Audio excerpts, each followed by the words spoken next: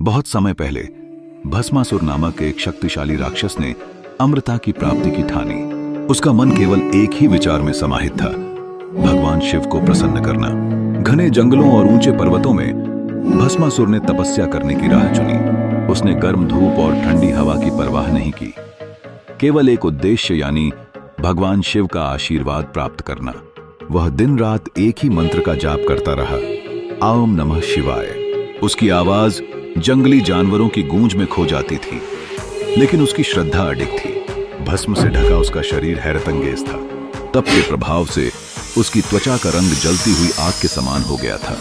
इस तपस्या के दौरान भस्मासुर ने अपने भीतर आत्मविश्वास का एक ऐसा प्रकाश उत्पन्न किया जो मनुष्यों के लिए संगीन और राक्षसों के लिए खतरनाक साबित हुआ। वक्त गुजरता रहा और आखिरकार वर्षों की अनथक साधना ने रंग लाना शुरू किया। भगवान शिव, जो अपने भक्तों के प्रति अतीव कृपालु हैं, उसकी तपस्या देखकर प्रसन्न हुए।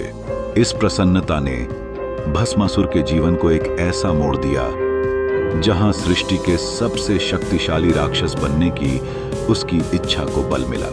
लेकिन यह भी स्पष्ट था कि ऐसी शक्तियों के साथ आशीर्वाद का कारण और परिणाम दोनों निहित हैं। वरदान पाते ही भस्मासुर का जोरदार हंसना सुनाई दिया। उसकी हंसी केवल विजय का चिन्ह नहीं थी, बल्कि उसके भीतर बसे घमंड का भी आभास कराती थी। उसका चेहरा एक चमक से भर गया, जैसे वह नई हलचल का राग सुन रहा हो, बिल्कुल ये यकीन करते हुए कि अब देवताओं के सामने उसकी शक्ति का कोई मुकाबला नहीं है। उसने अपने मन में तय किया, अब मैं देवताओं का राजा बनूंगा। सबसे पहले तो शिव को भस्म कर दूंगा।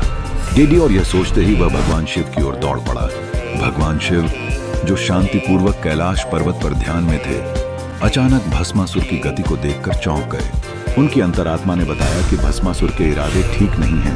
भस्मासुर का वरदान इतना खतरनाक था कि भगवान शिव को अपनी शक्ति का प्रयोग करने से पहले ही स्थिति की गंभीरता समझ आ गई। उन्होंने अपने त्रिशूल को संभाला, लेकिन भस्मासुर की बेताबी ने शिव को मजबूर कर दिया और उन्हें पीछे हटने का निर्णय लेना पड़ा।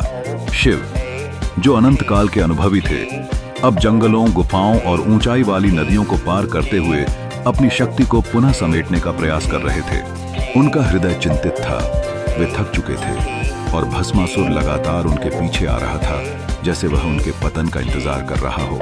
भगवान शिव जानते थे कि उन्हें किसी की मदद की आवश्यकता थी। एक बार भगवान शिव ने संकट में भगवान विष्णु का ध्यान किया।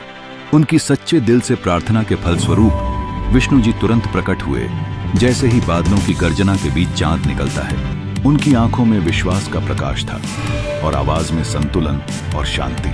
विष्णु जी ने कहा, प्रभु चिंता न करें, इस संकट का समाधान है, मैं उसे उसकी चाल में ही फंसाऊंगा। भगवान शिव ने राहत की सांस ली, जैसे मूसलाधार बारिश में आश्रय पाया हो। भगवान विष्णु ने तत्काल अपने मोहिनी रूप को धारण किया। वह रूप मानो स्वर्ग की अप्सराओं की छवि हो, एक अत्यंत सुंदर आकर्षक स्त्री का रूप, मोहिनी, जिस पर सबकी निगाहें अटक गईं। जैसे ही भस्मासुर के सामने आई, वह मोहित हो गया। उसकी आंखों में आदोरेशन और इच्छाएं थीं, जैसे बहार में खिलते फूल।